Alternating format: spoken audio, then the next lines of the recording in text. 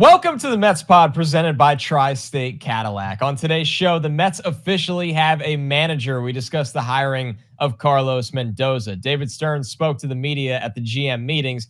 We break down what he had to say on free agency, the state of the roster, and what lies ahead this offseason. As always, we close out the show answering your mailbag questions. So subscribe to the Mets Pod at Apple Podcasts, Spotify. You can watch on SNY's YouTube channel or wherever you get your shows.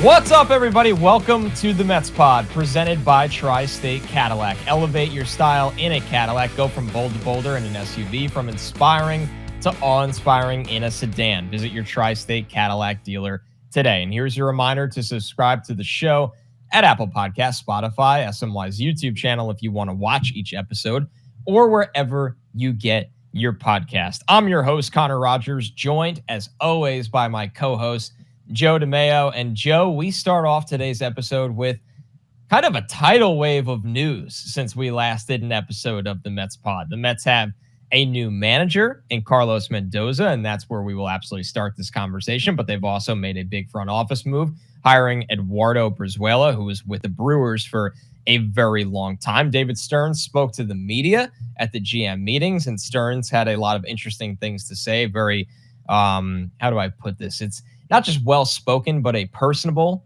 kind of front office executive in David Stearns. He's definitely worth a listen to, I think, every time he speaks to the New York media going forward. But let's start with the big one. I feel like the fan base is a little caught off guard, to be honest with you, Joe, by Carlos Mendoza. And this often happens in sports when a coach, manager, somebody is hired and it wasn't a name that the fan base was prepped for maybe a week, maybe a couple of weeks, sometimes even a month, like a Craig Counsell kind of a name. And or even look at the Mets' last hire in Buck Showalter. I think that was a name that we had heard in the news cycle for a little bit before that hiring became official. Carlos Mendoza, it felt like it was about a 48-hour cycle that this all rapidly came together. And here he is as the Mets manager. So, Joe, I will ask you a question that's been pretty tough for me to answer whenever I get text or just general questions from Mets fans of what I think of this move. But what did you think when this move was official? I mean, I think we are part of the Craig Counsell problem here. I mean, we were talking ad nauseum on this show for probably the last 5 or 6 weeks that until it's someone else, it's Craig Counsell. Until it's someone else, it's Craig Counsell. And that someone else has finally shown up, and it's Carlos Mendoza. I think when you talk about what I think I preface it with anybody trying to talk about Carlos Mendoza and how he's going to be as a manager with any sense of like finality to it or anything along those lines are lying to you.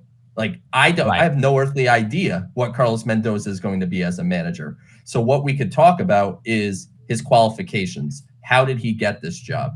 And one thing that I found interesting, and I'm sure we're going to talk about Craig Counsell plenty, but what I found interesting here is all we heard for the last month was how this was not a real search. It was Craig Counsell's job if he wanted it. And maybe that is ultimately true and he didn't want it. But David Stearns hired a guy that, to my recollection, he has zero prior relationship with.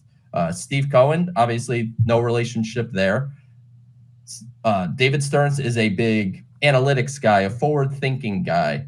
And Carlos Mendoza comes from a bit of the old school way of a manager getting a job. He worked in player development. He managed in the minor leagues. He managed in the Venezuelan Winter League. So he has qualifications to be here. And of course, bench coach for the Yankees since 2019. So I don't know what to think as far as how good of a manager he's going to be, because I've no idea. And neither does anyone listening to this. But the one thing I will say is I hope that we could all just give him a genuine chance, because I think there's a lot of negativity out there about a guy that nobody has heard of until 48 hours ago, 72 hours ago. Let's give him a chance. I want to hear what he has to say when he has his press conference. I want to see how he handles things in spring training. But this seems like a guy that's very highly regarded, may have gotten another job if he had not gotten the Mets managerial job. Feels like a guy that was eventually getting a job, and the Mets job is the one he landed on. I think that's really well said. I think if I had any mission going into this episode today, it was that I hope the Mets fan doesn't use the years of frustrations and the things that have gone wrong towards a guy in Carlos Mendoza that doesn't necessarily deserve any of that before getting a legitimate shot. If we get to near the trade deadline and the Mets are losing a ton of games because of poor management of the bullpen, they don't look focused, they don't look prepared, there's some hostility in the clubhouse, fair game, right? You could look at this and go, okay, those are things that the manager is going to find himself responsible for. But before they even play a game, this is the reality. In sports, the job of manager in baseball has the lowest level impact compared to the other major sports because baseball doesn't have necessarily the same tactics as, football and obviously even basketball and hockey and soccer. And I think now it doesn't disregard the importance of a manager and a leader and the forward-thinking nature and things that can steal you games. There's no denying that. And maintaining a culture amongst a bunch of highly paid professionals that are adults and balancing that with the kids that you are going to be managing and developing. That's a key aspect of this hire as well. So for Mendoza, yes, I'm with you, Joe. I hope he gets a fair shake from everyone. I think that he has become a little bit of a victim of it felt like Counsell was a lock, and then out of nowhere, Counsell not only doesn't go back to the Brewers, goes to the Cubs. Just to sneak in my own thoughts there, it seemed to me like Counsell was going to do everything he can to not move his family, and he found the balance of getting money somewhere else from the Brewers, but also being pretty close to where they currently live. Probably a conversation for a different podcast. But I think when you look at this, I think you have to trust the man that was paid a lot of money and a lot of years on the contract to make this decision. And we can't do the whole, wow, they got David Stearns. Like, this is a massive land for a New York franchise that needs leadership at the absolute top, that turns personnel around, that makes all these forward-thinking baseball decisions. And then the first thing he's tasked with doing, he goes a little bit outside the box, hires somebody that doesn't have a ton of publicity, and really, unless you played for him somewhere in the Yankees organization, you're not going to know a ton about him, or with Venezuela, to be fair. And that's a very important aspect of this hire as well that you mentioned, Joe. That's foolish to not trust Stearns in this. He deserves this shot. He's gotten to this point in his career because he's made smart baseball decisions. So I think my biggest takeaway is when you don't necessarily know what to think of Mendoza yet, because he hasn't been the manager of this team yet, you go back, and if you had all the faith in the Stearns hire from the beginning, well, then you should have faith in the first big hire that Stearns was granted to make. 100%. I was actually going to follow up with that. If you thought David Stearns was everything that he's been promoted to be, then you should at least give him the benefit of the doubt that he possibly knows what he wants in a manager. And Carlos Mendoza is clearly someone that he thinks he's going to be able to work with. And I think what's going to be really big is the player development background that he has is going to help as the young players are getting infused into this team. Francisco Alvarez, Brett Beatty, Ronnie Mauricio, Mark Vientos, and we could talk about Luis Angel Acuna and Drew Gilbert and Jet Williams coming down the pike and a bunch of pitchers. You want someone that's going to grow with those guys. And David Stearns said that at his introductory press conference. And, people just threw it away because we all thought they were hiring Craig Counsell. But he said he was not opposed to a first-time manager, and he wanted someone that would grow with the organization. And I think getting a guy like Carlos Mendoza has that possibility. And while we react to first-time manager versus experience and all that, and that is a debate that I really don't need to get into.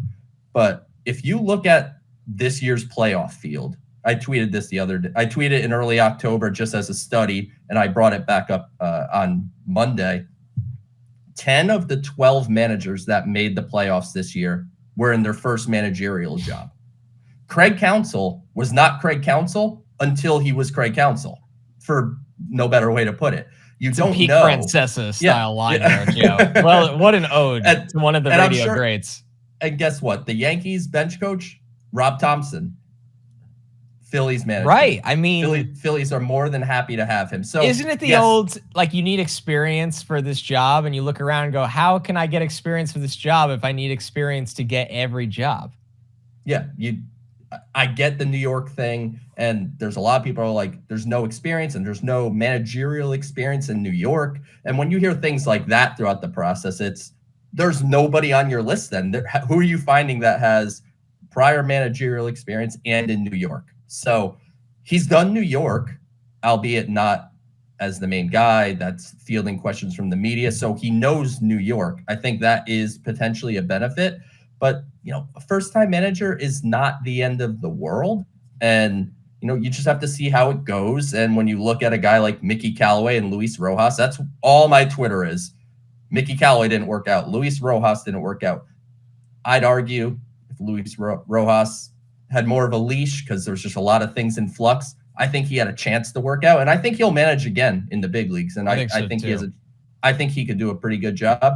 But my plea to not just the fans, but my plea to David Stearns, if you're listening to the Mets pod, which I hope you are, my plea to Steve Cohen is let this become a process. Build a program. The biggest issue in pro sports nowadays, baseball, football, you name it, there is no time allotted for program building anymore. And I want that to stop here. The Mets can afford to be a little patient with whatever quote unquote growing pains come along with Carlos Mendoza. You have David Stearns in tow. They're going to work hand in hand. I believe in David Stearns. So to me, let's give Carlos Mendoza that fair shake. It's not, if things aren't going, like you mentioned before, like if things aren't going great at the trade deadline, I don't want to hear about firing Carlos Mendoza and Carlos Mendoza is not ready for this job. Give a little runway. I'm not saying you should guarantee him 5 years as the Mets manager no matter what, but I want to see a little more leeway here to build up what the Mets are going to be going forward. Also, to all of the criticism that they went with a guy that doesn't have experience, which once again, it's the easiest thing to poke holes in, because then when it doesn't work out, you go, well, he didn't have experience.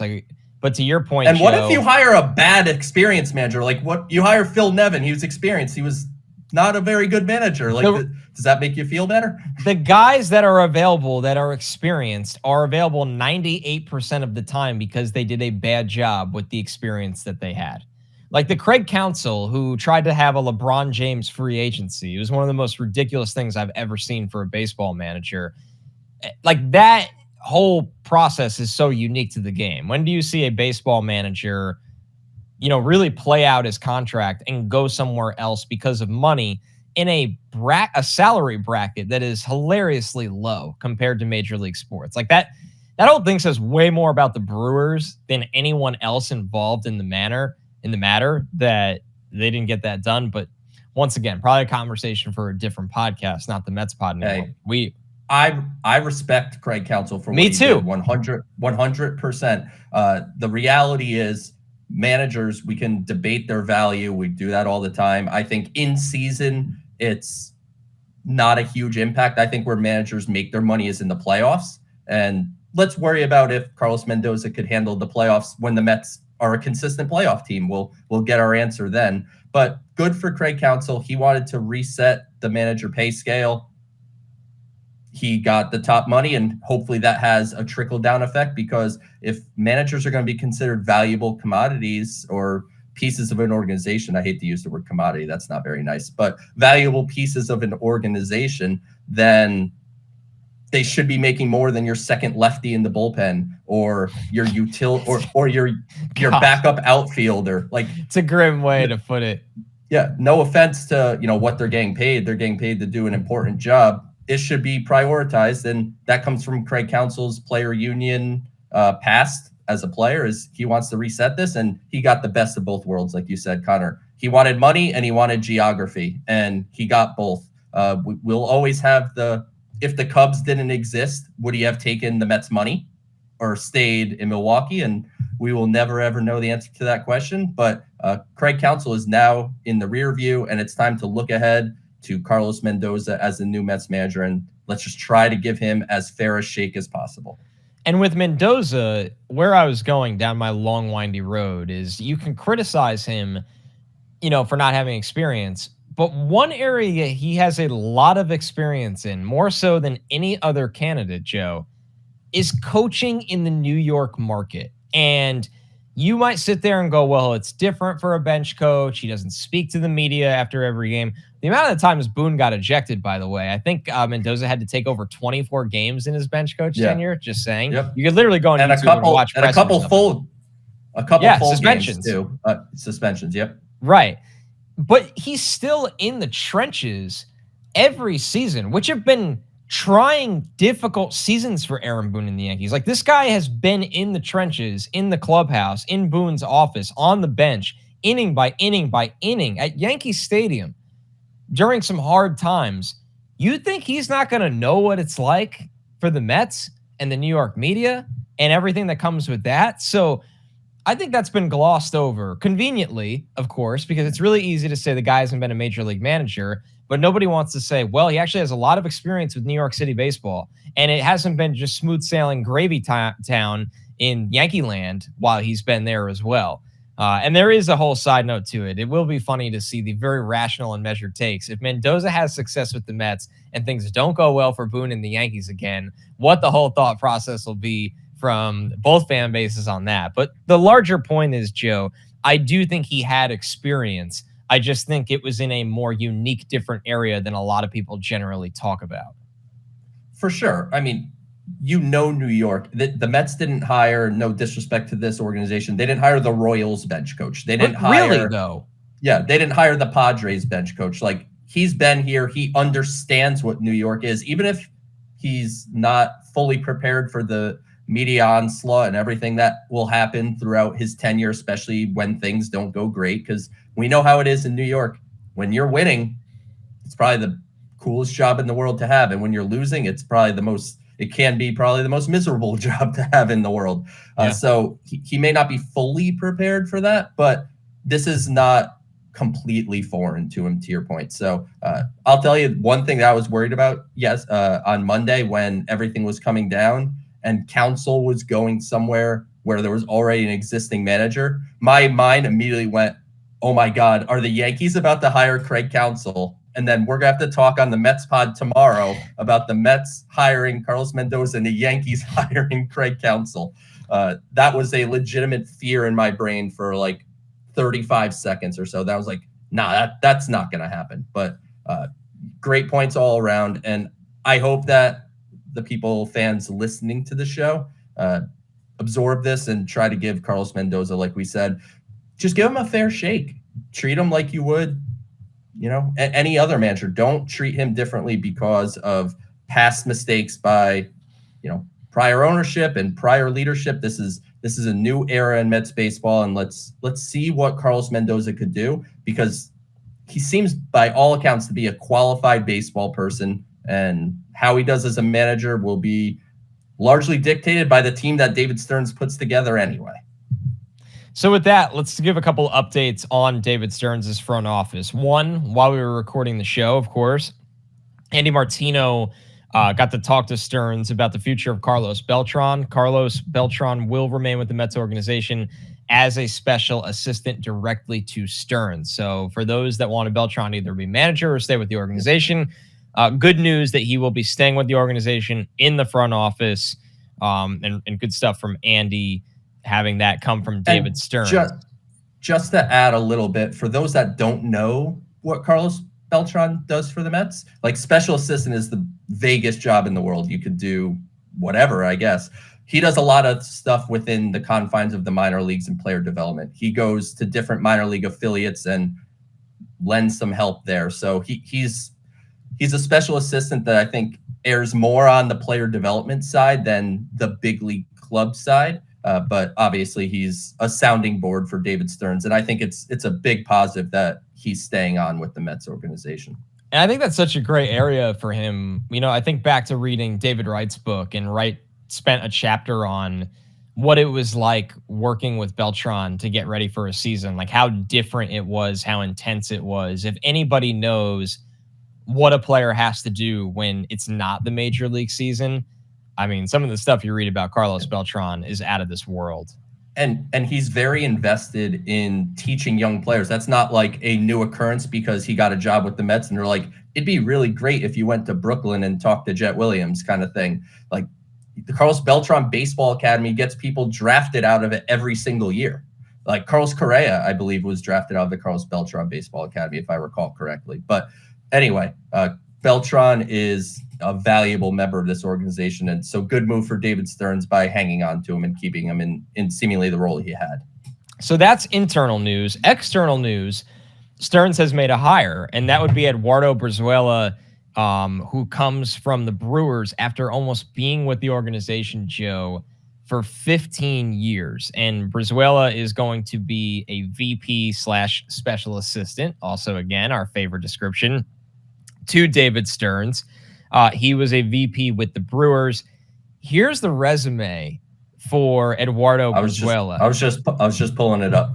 Coming from the Brewers, he was an advanced scouting intern, then a coordinator for Latin American operations, director of Latin American operations / scouting, assistant farm director, director of minor league operations, senior director of minor league and player operations, and then a title he has held for the last 2 years and 2 months, VP special assistant to the GM / baseball operations. So this is somebody that has extensive experience from a global standpoint in baseball operations and working obviously directly with the GM. It's a big hire for David Stearns because at some point he was going to hire someone he knew, right? Like it wasn't going to be an entire front office and coaching staff of people that David Stearns is just meeting now. So someone that clearly he's known for, a decade or however long that David Stearns was with Milwaukee, 8 or 9 years. So he's obviously known Brizuela for all that time. And like you said, his wide range of skills provide value at that level. If they want to send him to the Dominican Republic for something or Venezuela to one of the Mets facilities there to look at international free agents they want to sign. If they want help in minor league operations, just how things are working down in Port St. Lucie, he can lend a hand there. He's been in a wide variety of roles, and he has obviously a rapport with David Stearns where that was a priority hire. I think this is the first front office hire that David Stearns has made externally, I'm pretty sure. So the first notable public one for sure. Yeah, so this is someone that David Stearns wanted to bring in. I won't pretend to know much more than his resume about him, but I look forward to learning more about him and see what kind of role he could fill here with the Mets under David Stearns. So some Stearns reactions today, Joe, as he gave his press conference on Tuesday afternoon. He went through a couple different things. He talked about the priorities for the team. Nothing surprising here. He kicked it off right with pitching, talked a little bit about run prevention. He felt like a guy that was very honest and I'm going to be flexible. I'm going to, kind of move with the market and how things go and address what we need to address. But I think it's pretty clear when you see Stearns' body language, Joe, and his honesty that the Mets are going to attack pitching aggressively this offseason. We know Yamamoto is right in their sight line, but we know it's going to be a lot deeper than that. And this is a rotation that, for as promising as Kodai Senga is, they naturally need a lot of innings filled from external options at this point. They're going to need a lot of innings. And when you mentioned Kodai Senga, David Stearns also said he has to get with Senga to figure out what type of plan Senga wants to take into 2024. And that's a conversation you and I have had on this show more than once over the last, call it, month and a half. Ever since we got on the Mets sign Yamamoto train, we've talked about this. We don't know what Kodai Senga is going to do in 2024. Is he going to be on the same pitch schedule that he was in 2023? That's certainly a possibility. If he's more comfortable with that and he's not comfortable going to the U.S. rotation, it's hard to force him and tell him, well, sorry, you have to. You want to optimize your pitchers. But if Senga is going to stay on kind of the rotation he had this year, which was largely 5 days of rest instead of 4, made a couple starts on 4, and there was some mixed results, some less good, some fine. But if he is going to be every 5th day, you have to assume Yoshinobu Yamamoto will also be in every 5th, which means they have to be open to having essentially a 6-man rotation, which I don't know if that's a good or bad thing, but it's something that we have to keep our eyes on as we look ahead. If the Mets do indeed bring in Yamamoto, that would be one of the first questions I would ask David Stearns at a press conference is, does this mean a 6-man rotation? If that's the case, you definitely need to sign 3 starting pitchers or acquire 3 starting pitchers. So that's going to be certainly something to watch. I liked how he said in that comment about run prevention, how it's starting pitching, it's bullpen, it's defense. Those things matter. Milwaukee was a really good defensive team under David Stearns. So that was something he always prioritized. So I assume that's something he's going to bring here to the Mets. And he kind of threw this little comment in that he's not opposed to adding where they're already okay. You know, we have said this kind of talking about starting pitching. You can never have enough starting pitching. He basically was like, I'm not going to be upset if I have like too many good players. So I'm very interested to see how David Stearns' first offseason is going to go over the next couple months. And like you said, Connor, just felt like a very personable executive. Didn't seem too buttoned up, seemed just kind of a normal guy having a conversation that happens to be one of the best in the world at his job.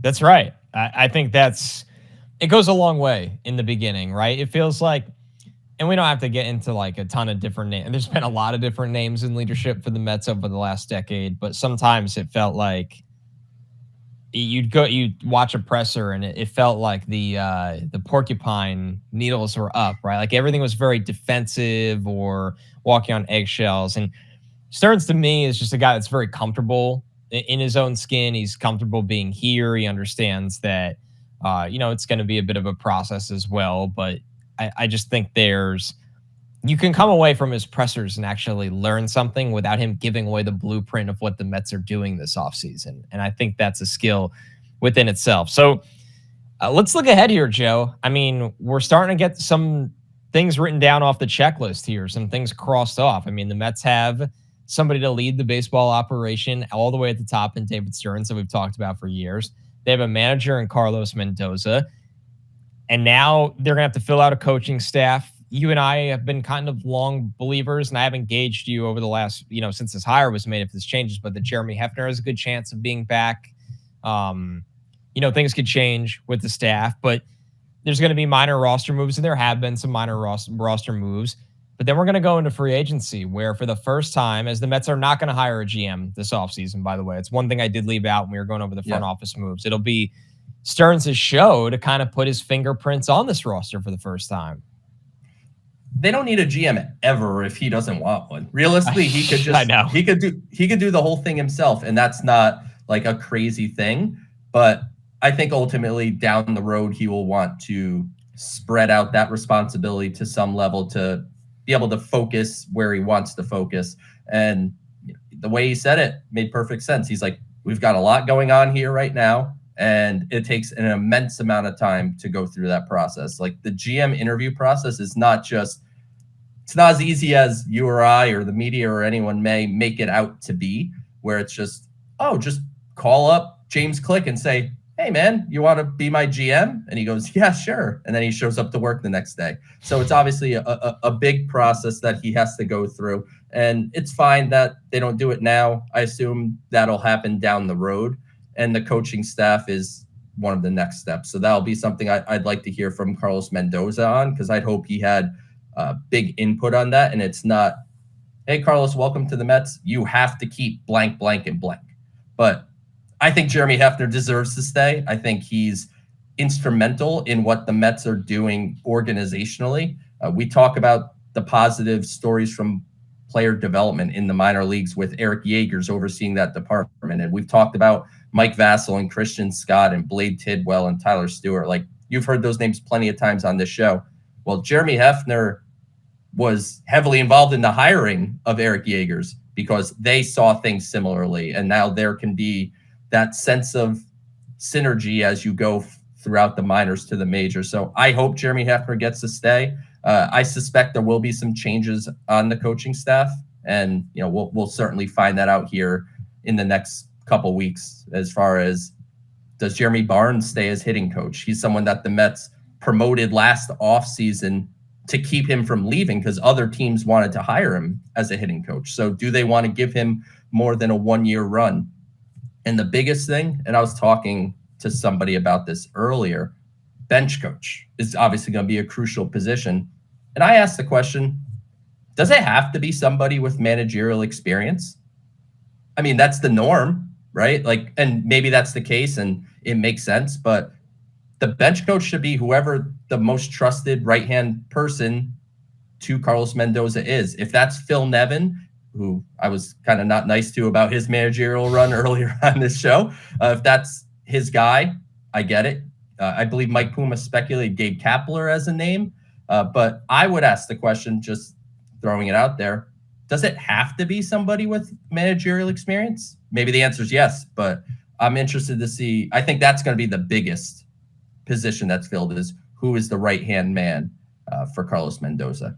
Yeah, and we will keep everybody updated on what direction they go with that. But you're right, Joe. Filling out a staff can say just as much about the actual man that was hired to be the manager as well. This is the Mets Pod.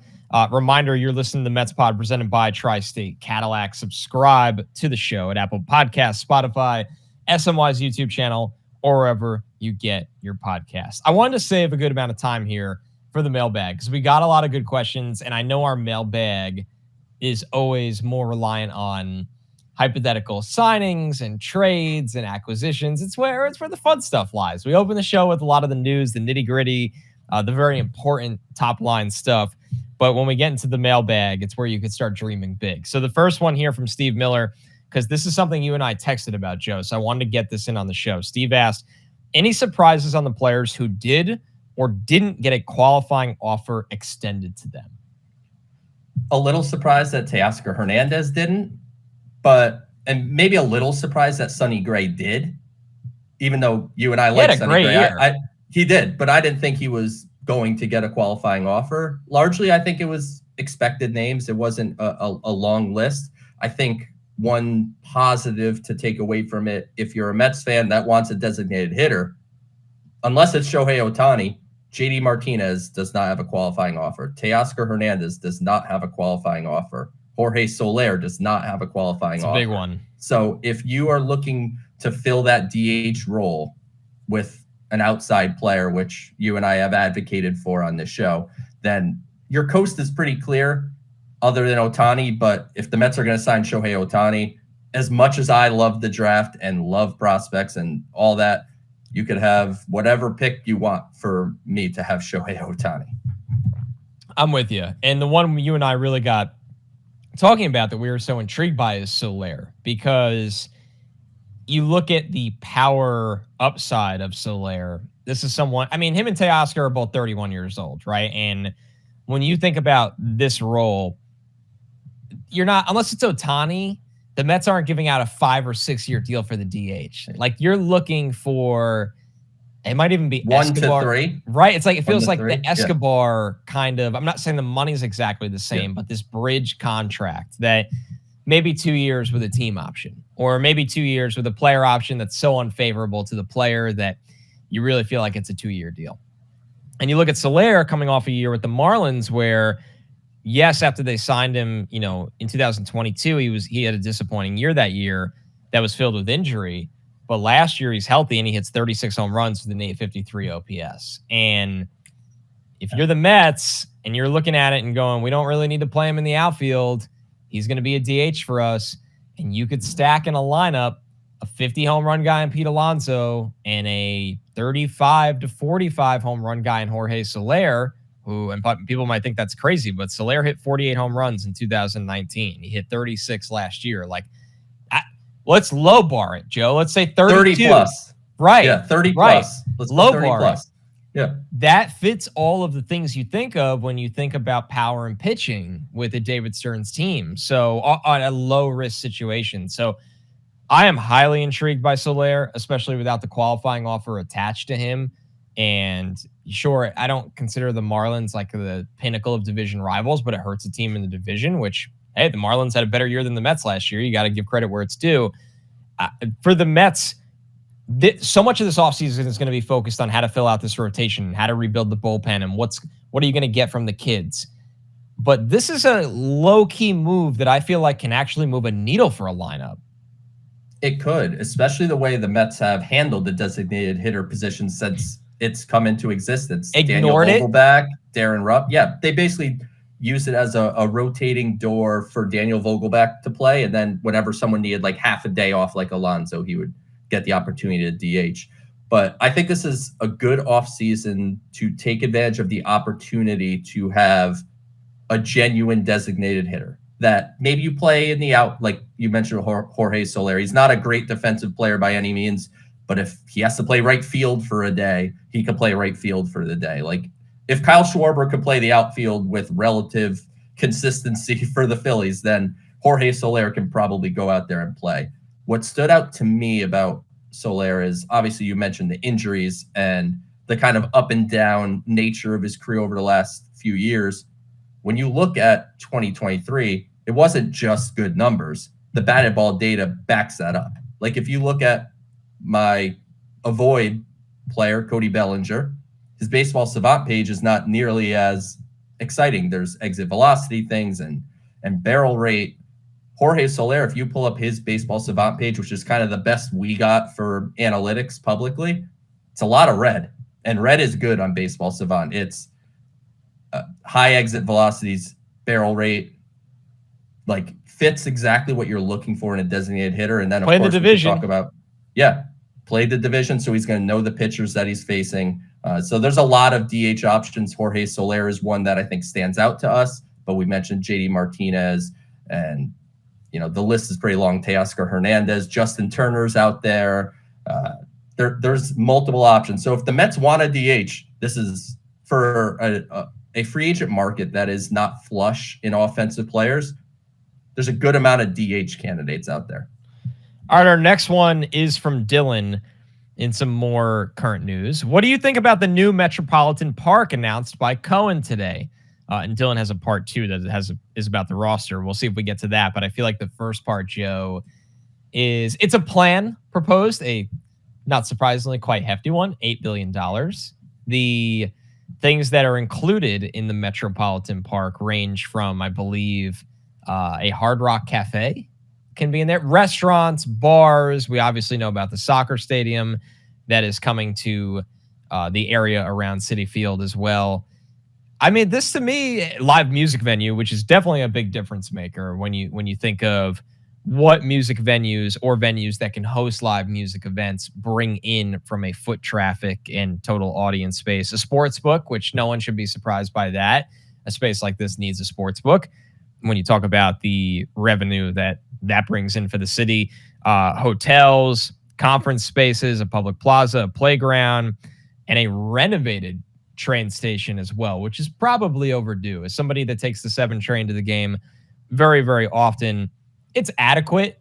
But I think if you are building all of these things, you don't leave an old rickety train station. The sheer volume of people, like when you take the 7 after the playoffs and stuff, it's not built for that amount of sheer foot traffic and volume. So this would only increase that. But this to me, Joe, was really exciting. I'm not saying it's anywhere near a lock of happening, but I think it's innovative and it's an overall good idea and something that we've always hoped for as Mets fans around the ballpark.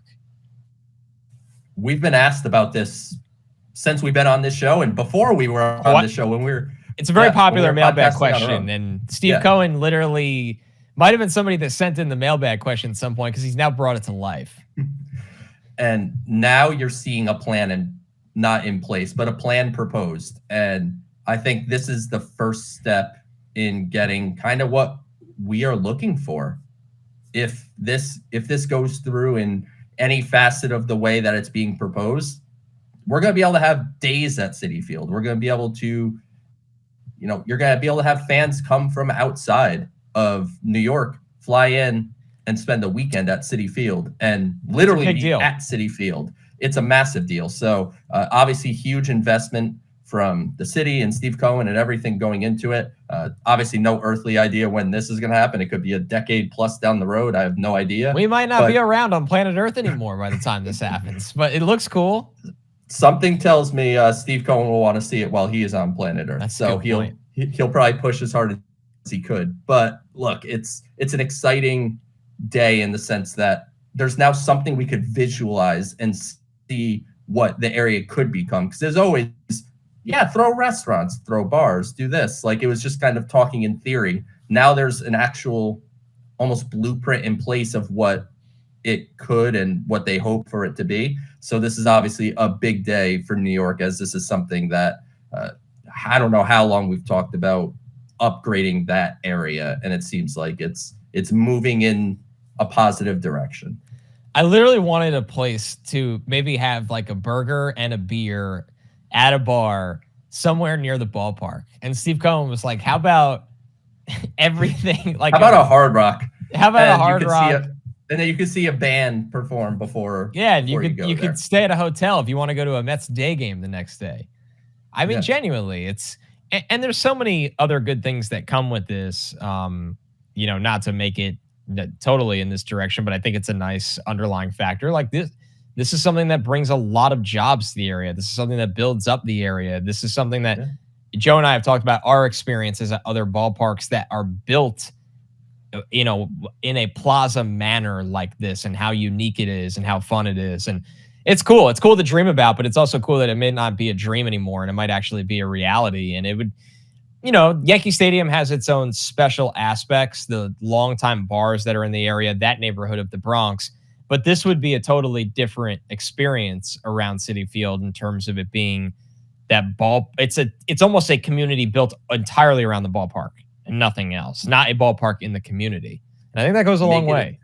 Make it an attraction, like make people want to come to Citi Field, not just to see a Mets game, because you could go and see a concert depending on what this music venue is, or you could go spend the day at the casino and you're like, hey, while I'm here, we might as well go to the Mets game, Right. So it just opens up a lot of possibilities and brings a lot of positives to that area that I think is sorely needing it, because Citi Field is awesome. And I'm not just saying that as a Mets fan. It's a great I love ballpark. Citi Field. I've been to a bunch of stadiums, and Citi Field is right up near the top.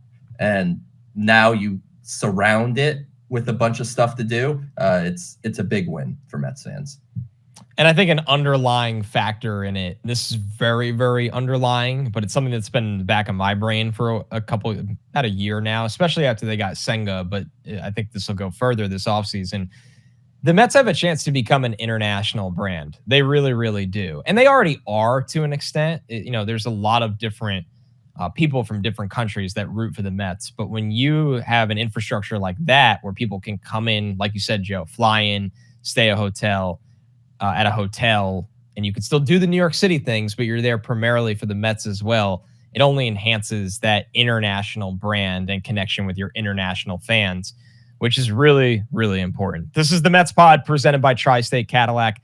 Elevate your style in a Cadillac. Go from bold to bolder in an SUV, from inspiring to awe-inspiring in a sedan. Visit your Tri-State Cadillac dealer today. And remember to subscribe to the show at Apple Podcasts, Spotify. You can watch every episode on SNY's YouTube channel or wherever you get your podcasts. And for all those mailbags, Joe tweets out the question every single week. He's at PSL2 Flushing on Twitter. I am at Connor J. Rogers. So keep sending those mailbag questions.